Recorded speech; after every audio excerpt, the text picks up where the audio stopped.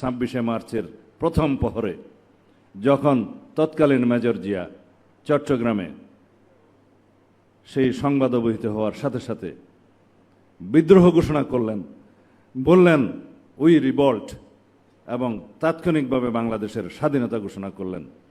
Lieutenant colonel জাঞ্জুয়াকে গ্রেফতার করলেন, হত্যা করা হলো অন্যান্য পাকিস্তানি দখলদার বাহিনীর সেনা অফিসারদের।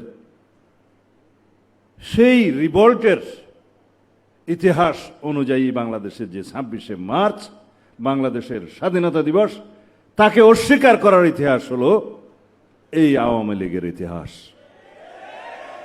দালিলিকভাবে বলি, স্বাধীনতার ঘোষণাপত্র যেটাকে আমরা সম্মান করি, বাংলাদেশের প্রথম সংবিধান প্রণীত হওয়ার আগের দলিল, যার ভিত্তিতে স্বাধীনতা যুদ্ধকালীন সময়ে সরকার পরিচালিত হয়েছে, সেই দলিলের প্রথম পৃষ্ঠাতে লিখলেন শেখ মুজিবুর রহমান ঢাকায় যথাযথ প্রক্রিয়ার স্বাধীনতার ঘোষণা প্রদান করলেন।